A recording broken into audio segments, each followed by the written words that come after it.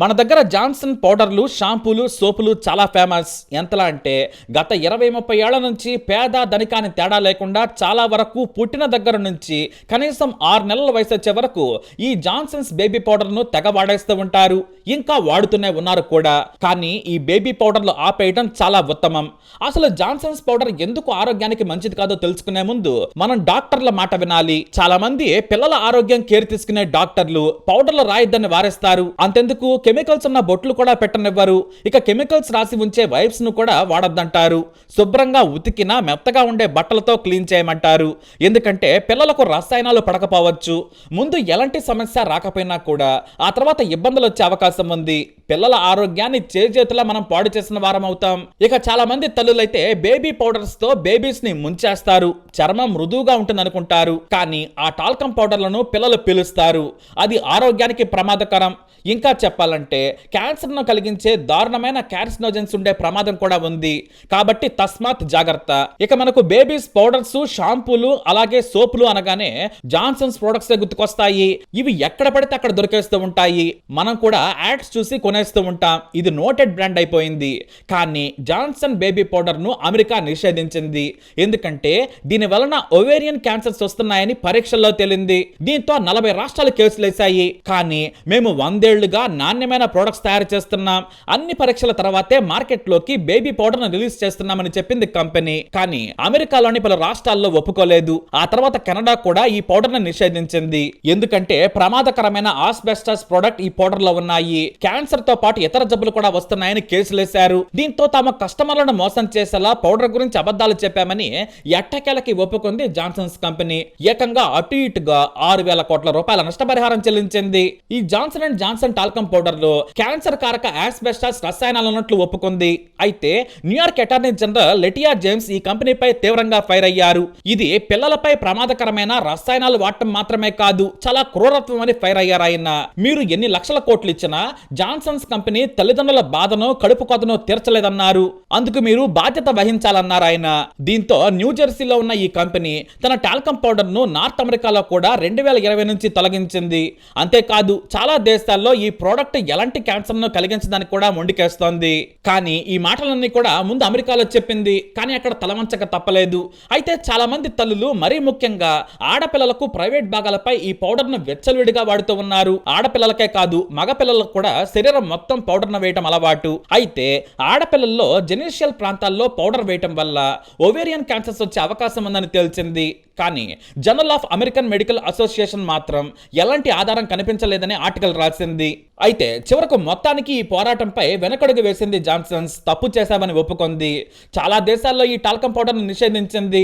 కానీ భారత్లో మాత్రం ఈ టాల్కం పౌడర్ను కొనసాగిస్తూ ఉండటం మన దరిద్రం. ప్రపంచవ్యాప్తంగా ఒకే రకమైన పరిశోధనా పద్ధతులు లేకపోవడం దీనంతటికి కారణం. ఈ జాన్సన్స్ పౌడర్ను అమెరికాలో తొలగించారు.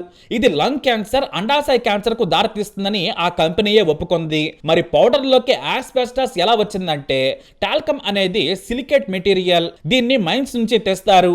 ఆ సమయంలోనే ఇతర వర్స్ తో కలుషితమయ్యే ప్రమాదం ఉంది. ఇక్కడే ఆస్బెస్టాస్ టాల్కమ్ పౌడర్ ను డెడ్లీగా మార్చే అవకాశం ఉంది. అంటే కొన్ని దశాబ్దాలుగా, అంటే దాదాపుగా 100 ఏళ్లుగా ఇలానే కలుషితమైన టాల్కమ్ ను ప్రపంచవ్యాప్తంగా అమ్ముతోందన్నమాట. అది కూడా పసిగుడ్డుల మీద రాసే పౌడర్ తో. అమెరికా FDA 2019లోనే ఈ పౌడర్లో ఆస్బెస్టాస్ ఉందని చెప్పింది.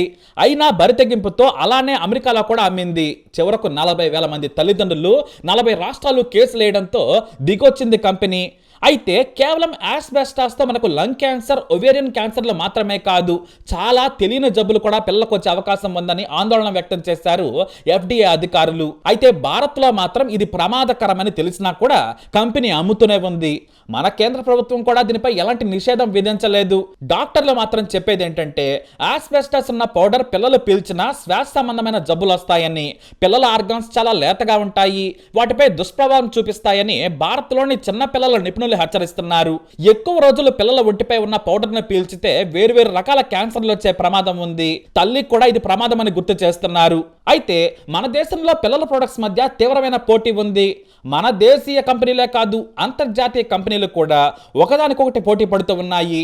మరీ ముఖ్యంగా Johnson's, Nestle, Procter and Gamble, Kimberly Clark, Himalaya global లాంటి కంపెనీలు ఉన్నాయి. ఇవన్నీ కూడా ఎంత నిజాయితీగా వ్యాపారం చేస్తున్నాయితే తెలియదు. అయితే ఇప్పుడు మళ్ళీ జాన్సన్ జాన్సన్ పౌడర్లు అమ్ముతోంది కంపెనీ. కాకపోతే కార్న్ స్టార్చ్ బేస్ పౌడర్లను అమెరికా, కెనడాలో అమ్ముతోంది. ఇదే విషయాన్ని తమ ప్రొడక్ట్స్ పైన క్లియర్గా రాస్తుంది కూడా. అమెరికాలో అమ్మే జాన్సన్స్ పౌడర్ పై naturally derived corn starch with aloe and vitamin for delicate skin అంటూ రాస్తుంది. అదే భారత్లో అయితే మాత్రం జస్ట్ టాల్కమ్ అండ్ పర్ఫ్యూమ్ అని మాత్రమే రాస్తుంది కంపెనీ. అంటే మన దేశంలోని పిల్లల గురించి ఆ కంపెనీకి పట్టదనమాట. కాబట్టి కేంద్ర ప్రభుత్వమే దీనిపై చర్యలు తీసుకోవాలి. మన దగ్గర కూడా కార్న్ స్టార్చ్ పౌడర్లు ఎందుకు అమ్మడం లేదని ప్రశ్నించాలి. అలాగే ఇంగ్రీడియంట్స్ లో డీటెయిల్డ్ గా ఎందుకు రాయడం లేదు అనేదే మిస్టరీ. మరి అమెరికాలో డబ్బులు సంపాదించేందుకు కార్న్ స్టార్చ్ ని ఎందుకు ఎంచుకుందో తెలిస్తే ముక్కున వేలేసుకుంటారు. చాలా తెలివిగా డబ్బులు సంపాదించే ఎత్తుగడన్నమాట. దీని వలన పిల్లలకే కాదు పెద్దలకు కూడా ప్రమాదం ఉండదు. ఎందుకంటే సర్జికల్ గ్లౌస్ లో ఈ కార్న్ స్టార్చ్ ని వాడుతారు. కాబట్టి తమది ప్రమాదకరమైన పౌడర్ అంటే మొత్తం డాక్టర్లను ఈ గ్లౌస్ కంపెనీలను బజారుకి ఎడ్చొచ్చు అని చాలా తెలివిగా పర్ఫ్యూమ్ ను ఇతర విటమిన్ పౌడర్లను కలిపి అమ్ముతోంది. అంటే పౌడర్లలో ఏమీ ఉండదు, అదంతా చెత్త అని మనం అర్థం చేసుకోవాలి. అయితే ఈ కార్న్ స్టార్చ్ మొత్తం ఆరోగ్యకరమైనదేనా అంటే మాత్రం కాదు. 2009 నుంచి దీన్ని బ్యాన్ చేయాలని అమెరికాలో నిపుణులు డిమాండ్ చేస్తున్నారు. ఇప్పటికే యూకే, జర్మనీలో నిషేధించారు. ఇదే విషయాన్ని అమెరికా మీడియా ప్రచురించడంతో జాన్సన్స్ పౌడర్ ను ఎవ్వరూ కొనడం లేదు. ఇంకా తెలియని వాళ్ళు మాత్రమే కొంటున్నారు. మొత్తం వ్యాపారం అక్కడ దెబ్బతింది. అయితే మిగతా పౌడర్లో సేఫేనా అంటే మాత్రం అది కూడా మనకు తెలియదు. టాల్కమ్ పౌడర్ బేస్ అన్నిట్లో కూడా ఆస్బెస్టస్ ఉండే ఛాన్స్ ఉంది. మన దగ్గర ముందు జాన్సన్ పౌడర్ను నిషేధించాలని చైల్డ్ రైట్స్ గ్రూప్స్ డిమాండ్ చేస్తున్నాయి. మన డ్రగ్ రెగ్యులేటరీ దీని మీద ఎందుకు సైలెంట్ గా ఉందో ఎవరికీ తెలియదు. కంపెనీ కూడా మేము భారత్లో టాల్కమ్ పౌడర్ నమ్ముతున్నాం, అది కూడా మేము ఉత్పత్తి ఆపే వరకంటూ బరి తెగించి చెప్పేసింది. అన్నట్లుగానే అమ్ముతుంది కూడా. మరి మన దేశానికో రూలు, అమెరికాకో రూల్ ఎందుకో తెలియదు. ఇదే కాదు, చిన్నపిల్లలు పెద్దలకు అమ్మే ప్రొడక్ట్స్ పై మన దేశంలో, ఆఫ్రికా లాంటి పెద్ద దేశాల్లో చాలా నాణ్యత లేని ఆరోగ్యాన్ని దెబ్బతీసే ప్రొడక్ట్స్ అమ్ముతున్నాయనే విమర్శలు ఉన్నాయి. మరి బేబీ పౌడర్లు వాడటం సేఫేనా అంటే అందులో ఉన్న ఇంగ్రీడియంట్స్ ఏంటనేది తెలియాలి. చాలా వరకు సేఫ్ గానే ఉండే ఛాన్స్ ఉంటుంది. కానీ అన్ని పౌడర్లు అందరి పిల్లలకి సేఫ్ కాకపోవచ్చు అంటారు నిపుణులు. ఇక మొహంపై పౌడర్ వేయకూడదు. ఇక అలాగే చేతులు, ఛాతి దగ్గర అతిగా పౌడర్ వేస్తే పిల్లలు వాటిని పీల్చే అవకాశం ఉంది. డైరెక్ట్ గా లంగ్స్ లోకి వెళ్లే ప్రమాదం ఉంది. కాబట్టి మనం అనుకున్న ఎంత మంచి ప్రోడక్ట్ అయినా సరే పిల్లలకు అది ప్రమాదమే అనేది గుర్తుంచుకోవాలి. అంతేకాదు ర్యాషెస్ కానీ వస్తున్నాయంటే డైపర్స్ కూడా వేయొద్దు. ఇక అలాగే వైపర్స్ ని కూడా వాడొద్దని చెబుతున్నారు డాక్టర్లు. నిజంగా తమ బేబీకి పౌడర్ వేయాలి, చెమట ఉండకూడదు అనుకుంటే మాత్రం జాగ్రత్తగా పౌడర్ వేయాలి. గాలిలోకి పౌడర్ ని అస్సలు కొట్టకూడదు, తక్కువగా తీసుకోవాలి. గాలిలోకి మరీ ముఖ్యంగా ఫ్యాన్ వేసినప్పుడు పౌడర్ పిల్లలున్న చోటుకి ఖచ్చితంగా వెళుతుంది. ఆ మొహాన్ని తాకే అవకాశం ఉంటుంది. కాబట్టి ఫ్యాన్ వేయకూడదు.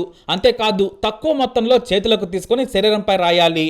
ఆడపిల్లలైతే వారి ప్రైవేట్ భాగాల దగ్గర పౌడర్ వేయకపోవడం చాలా మంచిదంటున్నారు నిపుణులు. ఇక మన దేశంలో పిల్లలకు పౌడర్లు అలాగే షాంపూలు వాడటం కామన్ గా మారిపోయింది. కాకపోతే ఓ విషయం గుర్తుంచుకోవాలి, యాడ్స్ ను చూసి ప్రొడక్ట్స్ ని కొనకూడదు. నిజంగా మీరు పౌడర్లు, సబ్బులు వాడాలనుకుంటే పేరున్న చిన్నపిల్లల డాక్టర్లు సజెస్ట్ చేసే సబ్బులు, పౌడర్లు రాయండి. కొంతమంది డాక్టర్లు డబ్బులు, కమిషన్ కోసం చెత్త ప్రొడక్ట్స్ ని కూడా రాస్తుంటారు, తమ దగ్గరే కొనాలంటారు. అలా కాకుండా పేరున్న డాక్టర్ల దగ్గర తెలుసుకుని వాడటం మంచిది. లేదంటే ఇతర బంధువులు, స్నేహితుల పిల్లలకు సదరు మంచి డాక్టర్లు సజెస్ట్ చేసిన సబ్బులు, పౌడర్లు వాడటం మంచిది. మీ పిల్లల భవిష్యత్తు మీ చేతిలోనే ఉంది. కాబట్టి పుట్టగానే పౌడర్లు, కాస్ట్లీ సబ్బులు పెట్టినంత మాత్రాన అందంగా తయారవ్వరు. అది మాత్రం గుర్తుంచుకోవాలి. అది కాక వారి ఆరోగ్యం కూడా మనమే దెబ్బతీస్తూ ఉంటాం. వారి సహజమైన అందాన్ని మనమే పిచ్చి సబ్బులు, ఆయిల్స్, పౌడర్స్, షాంపూలు రాసి చెడగొట్టేస్తూ ఉన్నాం. కాబట్టి డాక్టర్ల సలహా మేరకే మీరు వాడండి. ఈ న్యూస్ ని తప్పకుండా షేర్ చేయండి. ఇలాంటి ఇన్ఫర్మేషన్స్ కోసం తప్పకుండా మా ఛానల్ని సబ్స్క్రైబ్ చేసుకోండి.